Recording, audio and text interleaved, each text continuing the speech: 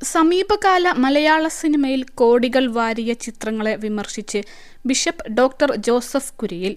ആവേശം, പ്രേമലു, മഞ്ഞുമ്മൽ ബോയ്സ് എന്നീ സിനിമകൾക്കെതിരെയാണ് ബിഷപ്പ് വിമർശനം ഉന്നയിച്ചത്.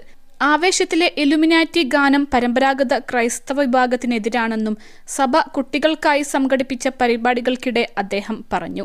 ആവേശം സിനിമയിൽ മുഴുവൻ നേരവും അടിയും ഇടിയും കുടിയുമാണ്. ഹോസ്റ്റലുകളിൽ പഠിക്കുന്ന കുട്ടികളുമില്ല, പഠിപ്പിക്കുന്ന അധ്യാപകരുമില്ല. മുഴുവൻ നേരവും ബാറിലാണ്. അക്രമവും അടിപിടിയുമാണ്. ഇലുമിനാറ്റി എന്താണെന്ന് നിങ്ങൾക്കറിയാമോ? അത് മതത്തിന് എതിരായി നിൽക്കുന്ന സംഘടനയാണ്. ആ സന്ദേശമാണ് കിട്ടുന്നത്. എന്നിട്ട് ഇതെല്ലാം നല്ല സിനിമയാണെന്ന് പറഞ്ഞ് നിങ്ങളെല്ലാവരും ഇടിച്ചു കയറുകയാണ്. പ്രേമലുവിലും അടിയും കുടിയുമൊക്കെയാണ്. നല്ല പോലെ ശ്രദ്ധിച്ചാൽ മനസ്സിലാകും. ഒരാൾ അപകടത്തിൽപ്പെട്ടപ്പോൾ പോലീസും അഗ്നിരക്ഷാസേനയും ഒന്നും ചെയ്യാതെ വന്നപ്പോൾ അവരുടെ കൂട്ടത്തിൽ ഒരാൾ ഇറങ്ങി വീണയാളെ രക്ഷിക്കാൻ ശ്രമിക്കുന്നതാണ് മഞ്ഞുമ്മൽ ബോയ്സ്. നല്ല കാര്യം. എന്നാൽ ഒരു കാര്യം ആലോചിക്കണം. അവർ വീട്ടിൽ നിന്നും ഇറങ്ങിയപ്പോൾ മുതൽ കുടിയും ഛർദിയുമാണ്, ബിഷപ്പ് പറഞ്ഞു. +2 ഡിഗ്രി കഴിഞ്ഞവർക്ക് വേൾഡ്സ് ഫസ്റ്റ് AR/VR ക്ലാസ് റൂമിലൂടെ സ്മാർട്ട് ഫോൺ എഞ്ചിനീയർ ആവാം. കൂടുതൽ അറിയാൻ വിളിക്കൂ ബ്രിഡ്കോ ആൻഡ് ബ്രിഡ്കോ. ഇംഗ്ലീഷ് നോവലുകളിലും സിനിമകളിലും പലതവണ കടന്നു വന്നിട്ടുള്ള പേരാണ് ഇലുമിനാറ്റി. നൂറ്റാണ്ടുകളായി ലോകം ചർച്ച ചെയ്യപ്പെടുന്നതും എന്നിട്ടും കണ്ടെത്താൻ കഴിയാത്തതുമായ ഇലുമിനാറ്റി കഥയുടെ ആവിർഭാവം എവിടെയെന്ന് ആർക്കും ഉത്തരമില്ല. ഒരാൾക്ക് ചെയ്യാൻ കഴിയാത്ത കാര്യം മറ്റൊരു കൂട്ടം ആളുകൾ കൂട്ടമായി എത്തി ചെയ്യുന്നു. മലയാളത്തിന്റെ ലൂസിഫർ സിനിമയോടെയാണ് ഇലുമിനാറ്റി ചർച്ചയായത്. കേരളത്തിൽ മയക്കുമരുന്ന് പ്ലാന്റ് തുടങ്ങാൻ സാമ്പത്തിക സഹായം കണ്ടെയ്നർ വഴിയും കപ്പൽ വഴിയും എത്തുമ്പോൾ മോഹൻലാലിന്റെ സ്റ്റീഫൻ എന്ന കഥാപാത്രം പീഡനക്കേസിൽ ജയിലിലാണ്. എന്നാൽ ഫോൺ എത്തിച്ചു നൽകുന്ന പോലീസുകാരന് കോൾ വരുന്നത് അധോലോകത്ത് നിന്നാണ്. പൃഥ്വിയുടെ അധോലോക ഗ്യാങ്സ്റ്ററും കൂട്ടാളികളുമാണ് സ്റ്റീഫനായി ഈ ദൗത്യം നിർവഹിക്കുന്നത്. യഥാർത്ഥത്തിൽ ഇത്തരത്തിൽ ഒരു സംഘടന ഉണ്ടോ എന്ന കാര്യത്തിൽ നൂറ്റാണ്ടുകളായി ചർച്ച നടന്നിട്ടുണ്ട്. അതിന് ഏറെ ആക്കം കൂട്ടിയ പുസ്തകങ്ങളിലൊന്നാണ് ഡാൻ ബ്രൗണിന്റെ ഏഞ്ചൽസ് ആൻഡ് ഡീമൻസ്. ലോകത്തെ തന്നെ നിയന്ത്രിക്കാൻ കഴിവുള്ള വിധം പണവും അറിവും നിർണായക അധികാര സ്ഥാപനങ്ങളിൽ സ്വാധീനമുള്ളവരുമാണ് ഇലുമിനാറ്റിയിൽ ഉൾപ്പെട്ടിരിക്കുന്നതെന്നാണ് വിശ്വസിക്കപ്പെടുന്നത്. 1700കളിൽ ഒരു ബവേറിയൻ പ്രൊഫസറാണ് ഇലുമിനാറ്റിക്ക് രൂപം നൽകിയത് എന്ന വാദവും നിലനിൽക്കുന്നുണ്ട്.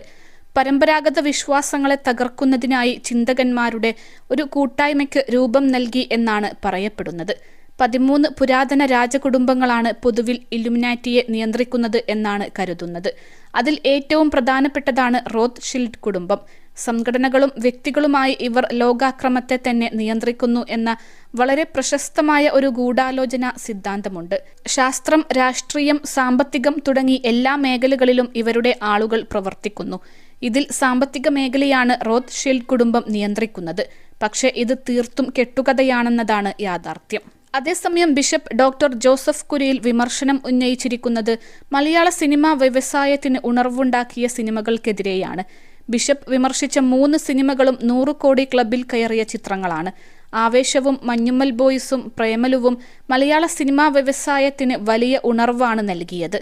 2004 വർഷത്തിൽ 1000 കോടി ക്ലബിൽ മലയാള സിനിമ കയറിയിരുന്നു. കോവിഡ് കാലവും OTT പ്ലാറ്റ്ഫോമുകൾ തീർത്ത പ്രതിസന്ധിയും പിന്നിട്ട് മലയാള സിനിമ വ്യവസായികമായി തിരിച്ചെത്തുന്നത് ഈ വർഷമാണ്. കഴിഞ്ഞ വർഷം 2018 RDX, കണ്ണൂർ സ്ക്വാഡ്, രോമാഞ്ചം തുടങ്ങിയ സിനിമകളിലൂടെ 500 കോടിയുടെ കച്ചവടം നടന്നെങ്കിലും ഇൻഡസ്ട്രി മൊത്തത്തിൽ ലാഭകരമായിരുന്നില്ല. എന്നാൽ ഈ വർഷത്തെ ആദ്യ 4 മാസങ്ങൾ പിന്നിടുമ്പോൾ 200 കോടിയും 100 കോടിയും 50 കോടിയും കളക്ഷൻ നേടിയ ഒന്നിലേറെ സിനിമകളുണ്ട് മലയാളത്തിൽ. മെയ് പകുതി വരെ ഏകദേശം 1000 കോടിയുടെ ബിസിനസ്സാണ് മലയാള സിനിമ ഉണ്ടാക്കിയത്. ഇത് റെക്കോർഡാണ്. രാജ്യത്തെ ഏറ്റവും വലിയ ഇൻഡസ്ട്രിയായ ബോളിവുഡിന് പോലും ഈ വർഷം ഈ നേട്ടത്തിൽ എത്താനായിട്ടില്ല. കഴിഞ്ഞ വർഷം ഷാരൂഖ് ഖാന്റെ പത്താൻ, ജവാൻ പോലുള്ള സിനിമകളിലൂടെ വ്യവസായികമായി നേട്ടമുണ്ടാക്കിയ ബോളിവുഡിന് 2024 ആ നേട്ടം നിലനിർത്താനായിട്ടില്ല. തെലുങ്കിലും തമിഴിലും സൂപ്പർ താരങ്ങളുടേത് ഉൾപ്പെടെയുള്ള സിനിമകൾക്ക് ഈ വർഷം പ്രതീക്ഷയ്ക്കൊത്ത് തിയേറ്റർ നേട്ടമുണ്ടാക്കാനായില്ല. അവിടെയാണ് മലയാള സിനിമയുടെ കുതിപ്പ് രാജ്യവ്യാപകമായി ശ്രദ്ധേയമാകുന്നത്.